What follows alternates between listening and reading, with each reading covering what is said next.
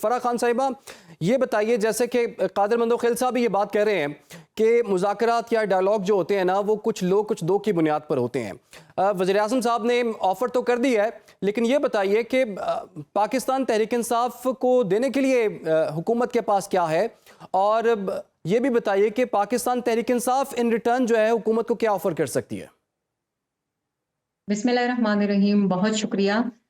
मैं हमेशा ये बात करती हूँ कि अगर आप मुज़ाकरात करना चाह रहे हैं और आपको ऑफ़र हुई है, तो एटलीस्ट आपको इतनी स्ट्रॉन्ग फुटिंग पे होना चाहिए कि आप टेबल के उस तरफ बैठ सकें।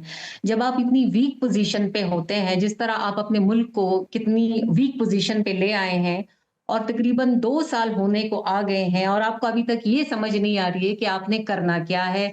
फिर ये इल्ज़ाम लगाते हैं कि जी हमारा मैंडेट चोरी हो गया है। जी हम तो फॉर्म 45 वाले थे, लेकिन हमें जो है ना फॉर्म 47 वाले रिप्लेस कर गए। सवाल एक ये बनता है कि ये फॉर्म 47 फिर खैबर पख्तूनख्वा में जो है वो कैसे रह गया, अगर यही सारी सूरत हाल होनी थी।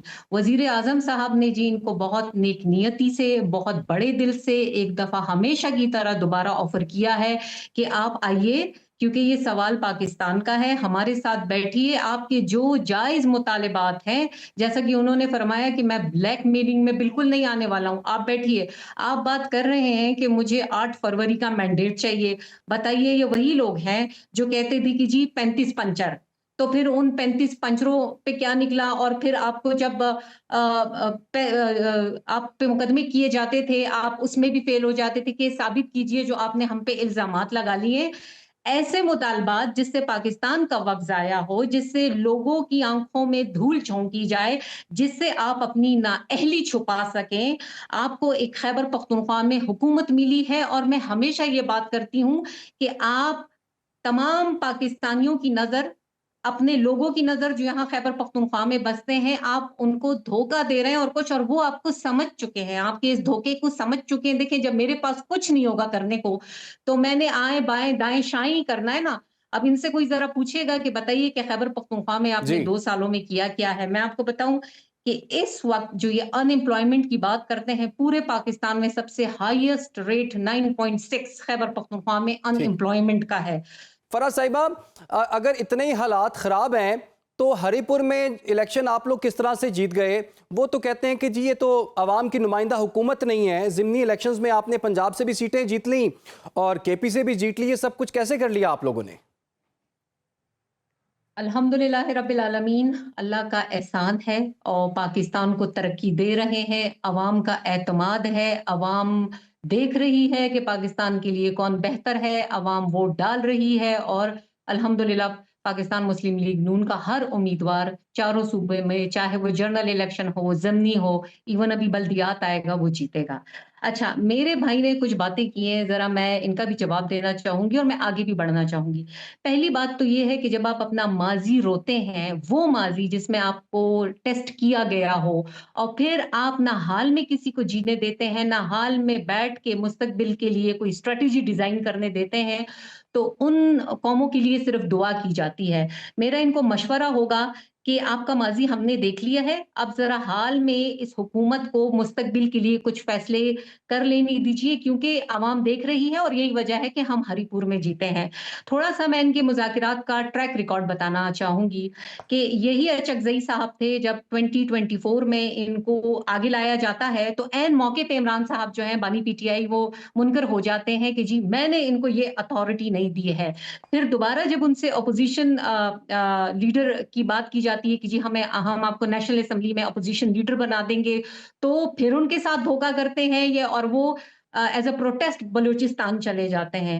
इनकी अपनी सियासी कमेटी का हाल देखिए कि ये तो अपने ही अपनों पे एतबार नहीं कर रहे हैं, तो इनके साथ मुज़ाकरात कोई नहीं जी, हम हमेशा की तरह दिल बड़ा कर लेते हैं आपको। फिर आप ये चाहते हैं कि ये हुकूमत काम ना करे, तो ये हुकूमत काम करेगी। आप जितने इंटरनेशनल रिपोर्ट्स जरीदे देखिए, चाहे वो मूडी हो, चाहे वो फेच हो, आप नाम लेती जाइए। अभी इन्होंने बात की एग्रीकल्चर की, तो मुझे जो हंसी आई है वो इस वजह से आई है कि आईएमएफ की ही एक ब्रांच है, इंटरनेशनल फाइनेंस कॉर्पोरेशन, जो इन्वेस्टमेंट ला रही है, फॉरेन डायरेक्ट इन्वेस्टमेंट 33 बिलियन की। ये तो इनकी एग्रीकल्चर का जवाब हो गया है। मेरी आपसे गुजारिश होगी कि जरा फाइनेंस पे, स्टैटिस्टिक्स पे, इन फिगर्स पे एक प्रोग्राम वन ऑन वन करवाइएगा मेरा। इनके काबिल से काबिल तरीन बंदा ले आइएगा जो स्टैटिस्टिक्स और फाइनेंस के बारे में जानता होगा, तब हम बात करेंगे और फिर बड़ा मजा आएगा। ये तो जी, कहते थे कि जी हमारे बच्चे कभी सियासत में नहीं आएंगे, तो आपके जब सारे ठीक है। कार्ड्स फेल हो गए, तो अब आप अच्छा, मासूम आखिर बच्चों में का क्विकली इस्तेमाल अगर मैं कर रहे हैं कादर कि वो मदोखिल साहब उन्हें कोई आपसे सर ये पाकिस्तान पूछ नहीं आने पाऊँ, दे रहा। ये जो अभी स्ट्रीट मूवमेंट की बात हो रही है, और आपको लगता है कि पंजाब की सियासी फ़ज़ा इस वक्त किसी बड़ी अवामी तहरीक के लिए साजगार है और पाकिस्तान तहरीक इंसाफ के पास ये पोटेंशियल है कि तहरीक पंजाब से स्टार्ट कर सके? आपने हमें इंट्रो से इनके बुलंद ब्रेक से ओबाम पहले ये दामों सवाल का छोड़ा था तेल निकल गया। और मैं चाहता था कि उसका जवाब दूं।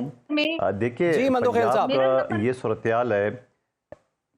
जी जी फरमाइए सर। देखिए, पंजाब का ये सूरत-ए-हाल है, पंजाब का ये सूरत-ए-हाल है कि बहैसियत वज़ीर आला वो ज़रूर पंजाब जाए, मगर जब वापस आएंगे तो एक दर्जन एफआईआर अपने साथ ले आएंगे।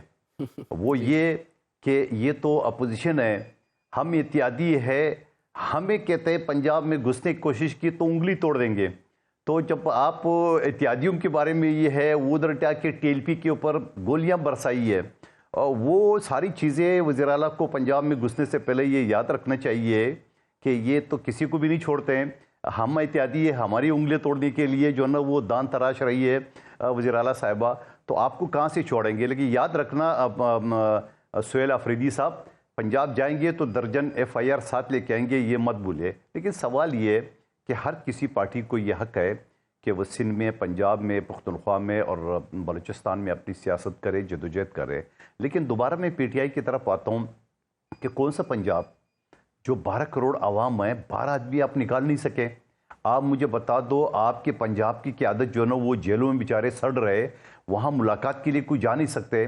यानी अगर कुछ चंद रहनुमाओं ने या साबिक रहनुमाओं ने उनकी रिहाई के लिए आवाज़ उठाई तो उन पर कीचड़ उछालें। यानी खुद शाह महमूद कुरैशी साहब, जिसकी बेहतरीन कुर्बानी और अभी तक जेल में, सही। उसकी बेटे जैन कुरैशी साहब को शौकाज इशू की है, और फिर उसके बाद चौधरी साहब या वो गवर्नर चीमा साहब या वो जो यास्मीन राशिद साहबा, एक बुजुर्ग खातून जो कैंसर की पेशेंट है, उसकी कोई दाद रसी किसी ने कोई खैरियत पूछा है? कोई आपकी नजर से पीटीआई ने तो नहीं कुछ नहीं किया, लेकिन नेशनल डायलॉग कमेटी ने जो है वो ये इनिशिएटिव लिया और वज़ीर-ए-आज़म को खत भी लिखा, और अडयाला के बाद, अडयाला के बगैर उन्होंने कोट लखपत जेल के जो कैदियों का जिक्र किया। मौजूदा सियासी कशीदगी में हमने देखा है, और इससे पहले भी माजी में भी हमने देखा है कि पाकिस्तान पीपल्स पार्टी हमेशा मुफाहमत और मुज़ाकरात की बात करती है, डायलॉग पर यकीन रखती है।